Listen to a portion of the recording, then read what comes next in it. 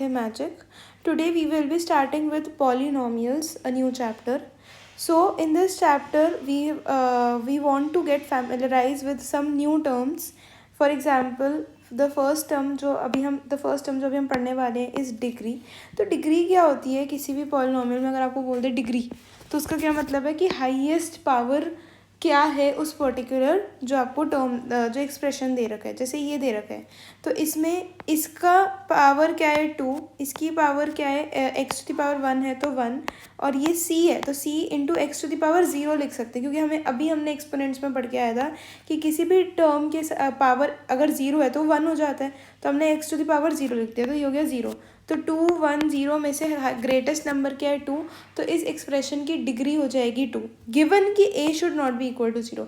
अगर एक 0 हो गया तो ये टर्म तो वैनिश हो गई ना, सिर्फ ये बच जाएगा, तो उसकी डिग्री हो जाएगी 1. कांस्टेंट टर्म क्या होती है? जिसके साथ कोई भी x वैल्यू या कोई भी वेरिएबल अटैच्ड नहीं होता, तो उसे हम कांस्टेंट टर्म कहते हैं. जैसे इस एक्सप्रेशन में c था, या हम ऐसे भी कह सकते हैं जिसके c into x to the power 0, जिस टर्म की जो पावर है वो 0 हो गई, तो वही टर्म जो है कांस्टेंट टर्म हो जाएगी. ठीक है. अब इसमें कुछ टर्म्स आती हैं जैसे लीनियर, क्वाड्रेटिक, क्यूबिक और बाई क्वाड्रेटिक. लीनियर अगर उस एक्सप्रेशन की डिग्री 1 है तो वो लीनियर हो गया, डिग्री 2 है तो क्वाड्रेटिक हो गया, 3 है तो वो क्यूबिक हो जाएगा, और अगर 4 है तो वो बाई क्वाड्रेटिक हो जाएगा. ठीक है. जैसे यहाँ पे देखो, ये डिग्री 1 है तो लीनियर, डिग्री 2 है तो क्वाड्रेटिक, डिग्री 3 है तो क्यूबिक, और डिग्री 4 है तो बाई क्वाड्रेटिक.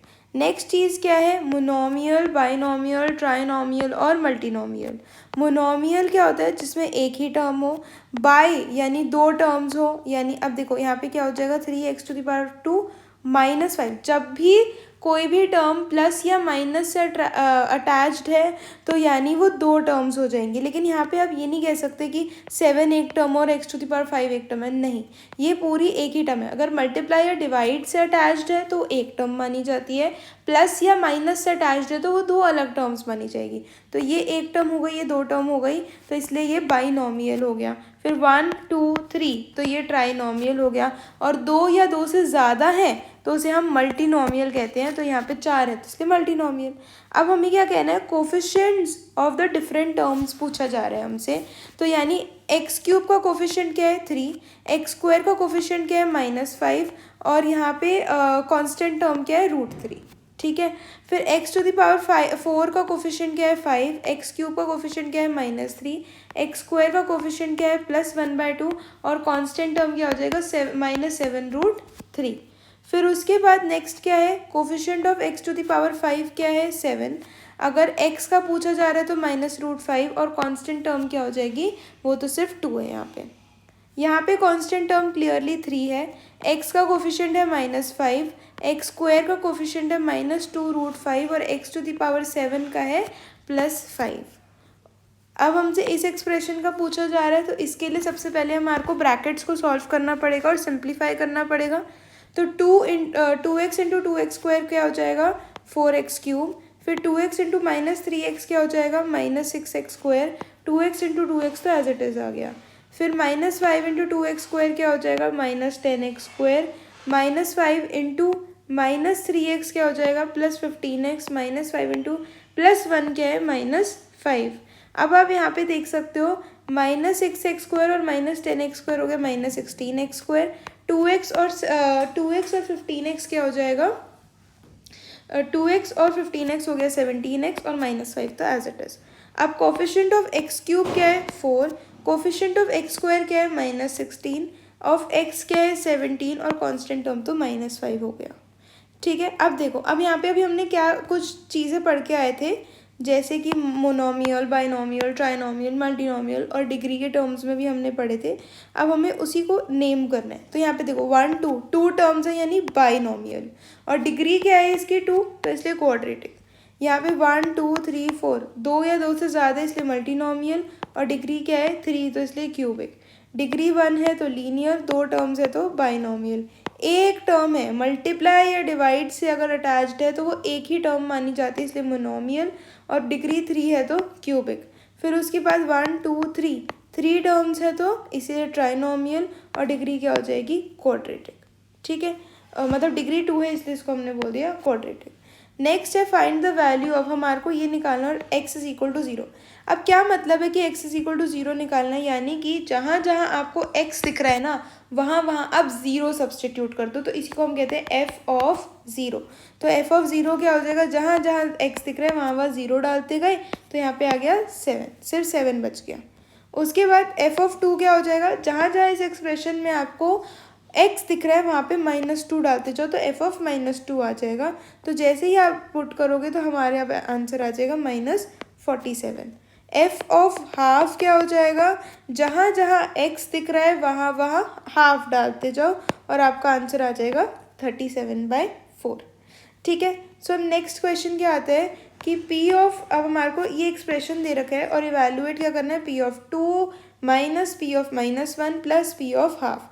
तो p ऑफ 2 का क्या मतलब है, इस एक्सप्रेशन में जहाँ जहाँ x दिख रहा है वहाँ वहाँ हम 2 डालते जाएंगे। तो 2 का स्क्वायर 4, -4 इंटू 2 -8 आ गया, और यहाँ पे +3 एज इट इज, तो ये -1 आ गया। सिमिलरली आप p ऑफ -1 जहाँ जहाँ x दिख रहा है वहाँ वहाँ -1 सब्सटीट्यूट करेंगे, और p ऑफ हाफ जहाँ जहाँ x दिख रहा है वहाँ वहाँ हाफ सब्सटीट्यूट करेंगे, तो हमारी इसकी वैल्यू आ गई -1/2, इसकी वैल्यू आ गई +8, सॉरी -1/2, ये क्या +8 हो जाएगा, और p ऑफ हाफ क्या है +5/4।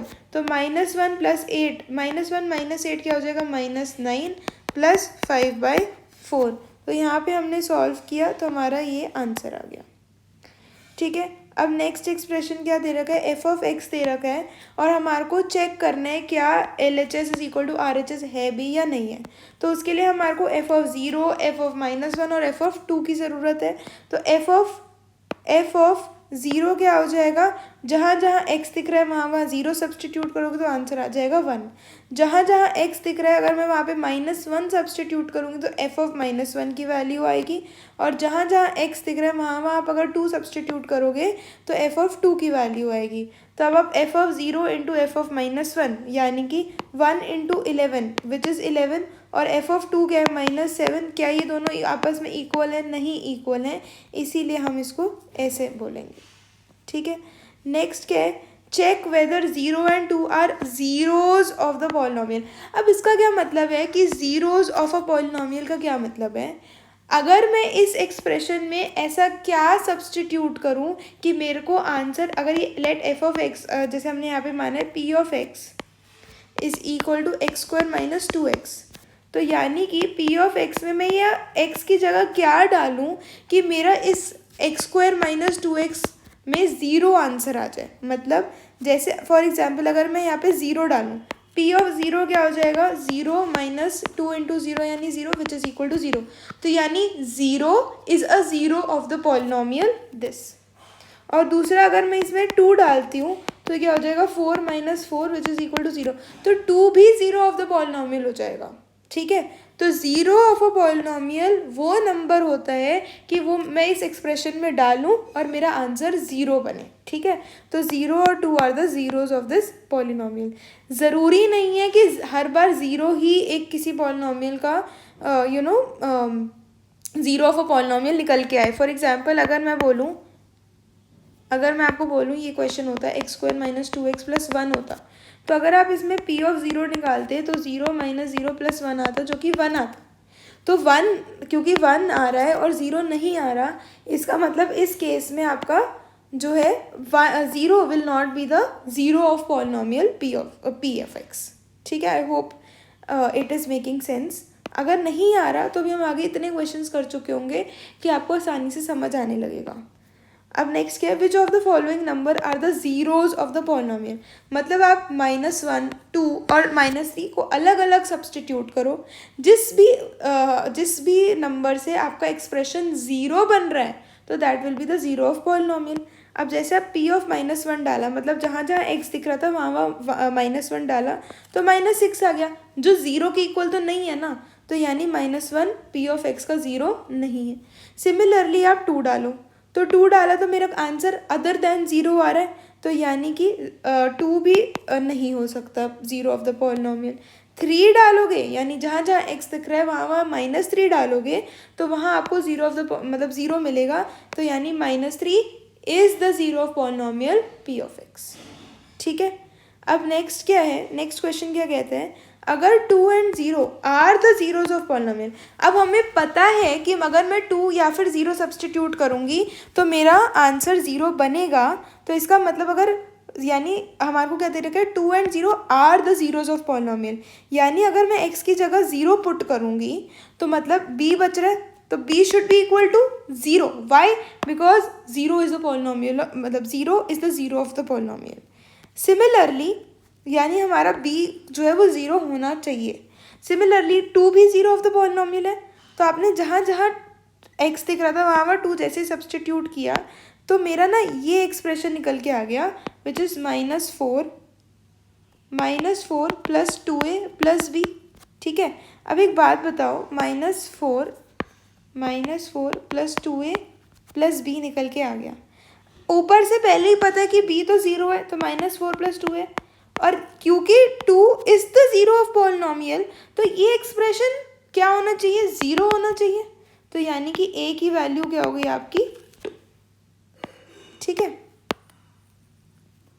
तो a की वैल्यू हो गई 2 और b की वैल्यू क्या हो गई 0। I hope this is clear. अब नेक्स्ट क्या है, find the zero of the polynomial. इसका जीरो क्या होगा कि x में ऐसा क्या सब्सटीट्यूट करो कि आंसर 0 आ जाए। तो आप निकाल के देख लो, 2x + 1 को 0 चाहिए ना, तो x इज इक्वल टू -1 पे हमारा जो है ये एक्सप्रेशन 0 बन रहा है। तो यानी कि x is equal to -1 is the zero of polynomial 2x + 1।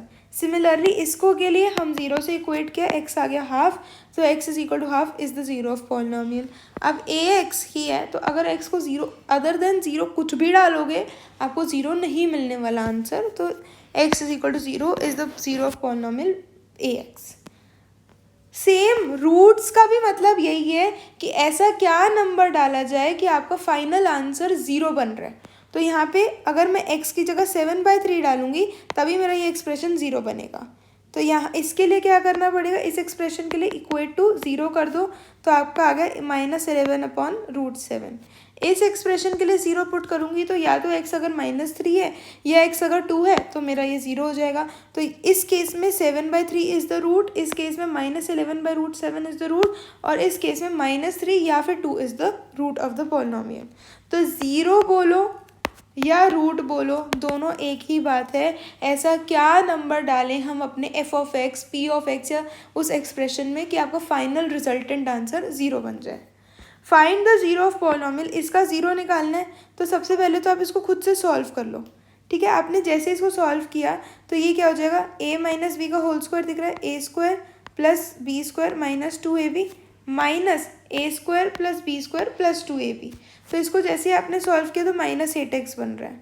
तो -8x में ऐसे क्या नंबर डालूं कि मेरा -8x 0 बन जाए। तो that can be equal to 0, मतलब अगर x 0 होगा तो ही ये एक्सप्रेशन 0 बन पाएगा। आप यहाँ पे चाहो तो यहाँ पे भी वेरीफाई कर सकते हो। अगर मैं p(x) में 0 सब्सटीट्यूट कर दूँ तो ये क्या हो जाएगा, 0 - 2 का होल स्क्वायर यानी 4 -0 + 2 का होल स्क्वायर यानी 4 विच इज़ इक्वल टू 0। तो ये दिस इज़ ट्रू।